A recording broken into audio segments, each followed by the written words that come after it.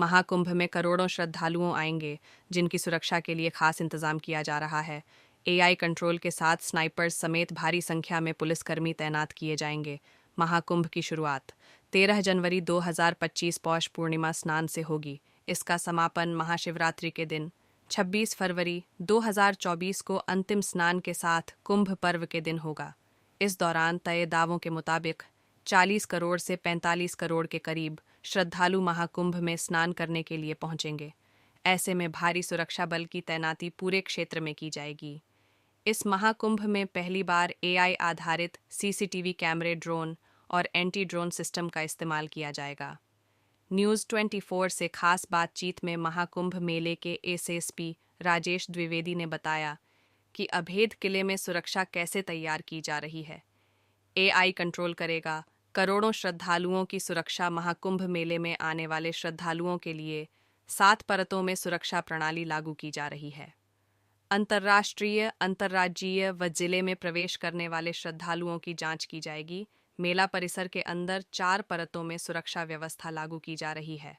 Artificial intelligence आधारित CCTV कैमरों, drone व एंटी ड्रोन सिस्टम का इस्तेमाल किया जाएगा।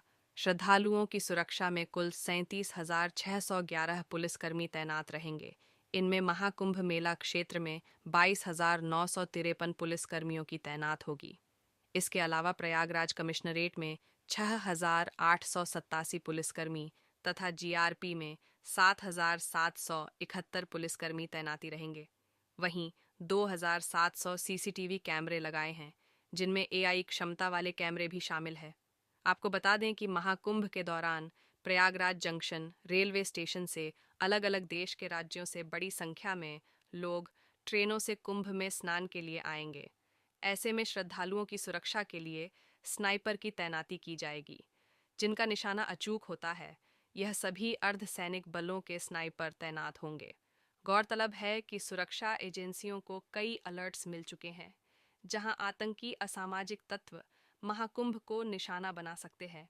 ऐसे में प्रयागराज स्टेशन की छत पर खास पोस्ट बनाकर संदिग्ध गतिविधियों पर 24 घंटे निगरानी करेंगे।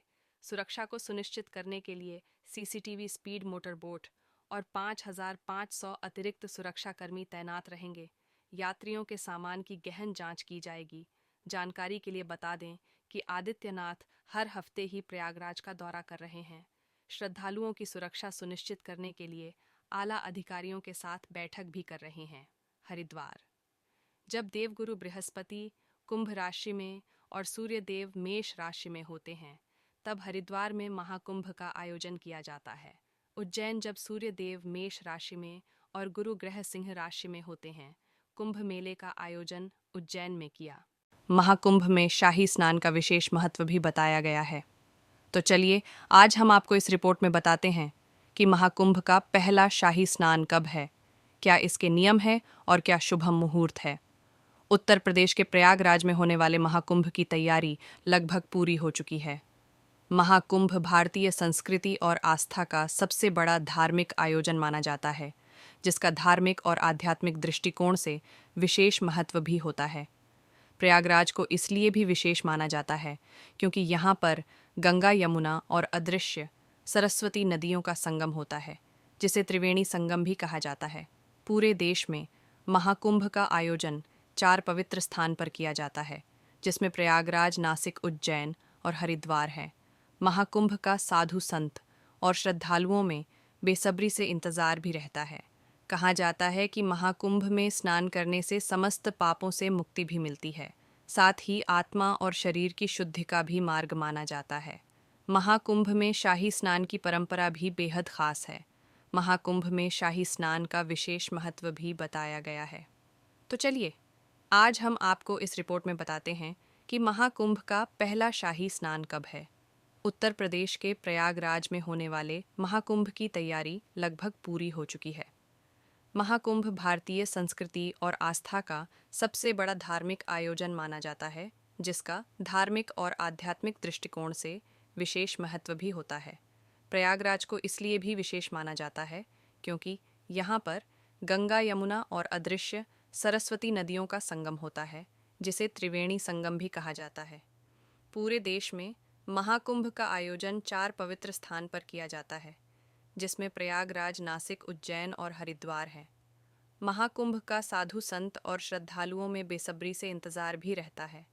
कहा जाता है कि महाकुंभ में स्नान करने से समस्त पापों से मुक्ति भी मिलती है, साथ ही आत्मा और शरीर की शुद्धि का भी मार्ग माना जाता है। महाकुंभ में शाही स्नान की परंपरा भी बेहद खास है। महाकुंभ में शाही स्नान का विशेष महत्व भी बताया गया है। तो चलिए आज हम आपको इस रिपोर्ट में बताते हैं कि महाकुंभ का पहला शाही स्नान कब है। शाही स्नान की तारीख। हिंदू पंचांग के अनुसार महाकुंभ 2025 में पहला शाही स्नान पौष पूर्णिमा के दिन होगा, जिसकी शुरुआत 13 जनवरी को सुबह 5:03 से शुरू होकर 14 जनवरी को रात्रि 3:56 तक रहेगी, जिसमें ब्रह्म मुहूर्त 5:27 से 6:21 तक, तो विजय मुहूर्त 2:15 से लेकर 2:57 तक रहेगा। इन बातों का रखें ध्यान। शाही स्नान के दौरान श्रद्धालुओं को कुछ विशेष नियम का पालन भी करना होता है।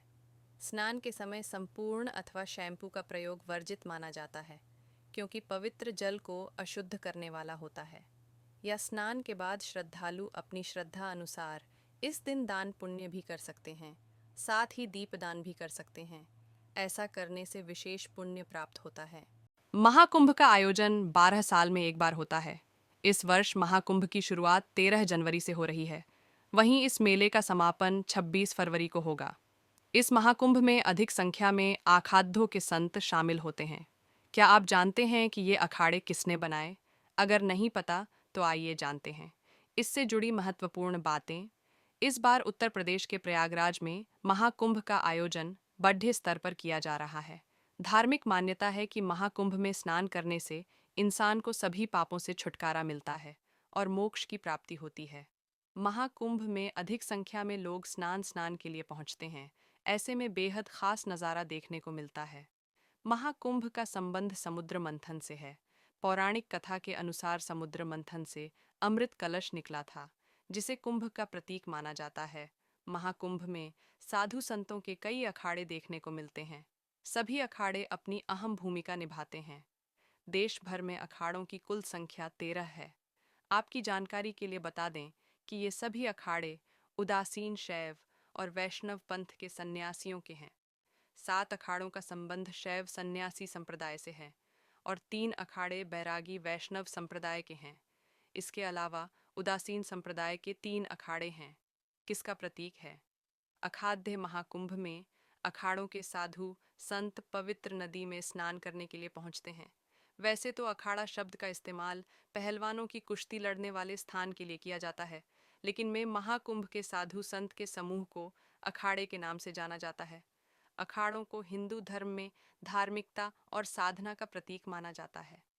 हिंदू मान्यताओं के अनुसार साधुओं के लिए आदि शंकराचार्य ने हिंदू धर्म की रक्षा के लिए कई संगठन बनाए, जिन्हें शस्त्र विद्या का अधिक ज्ञान प्राप्त था। इन संगठनों को अखाड़े के नाम से जाना गया। ऐसा बताया जाता है कि अखाड़ों का इतिहास बेहद पुराना है।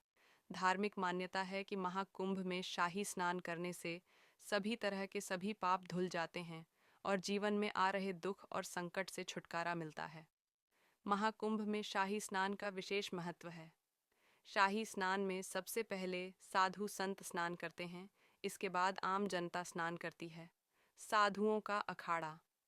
प्रयागराज में महाकुंभ 2025 की शुरुआत 13 जनवरी पौष पूर्णिमा के दिन से होने वाली है।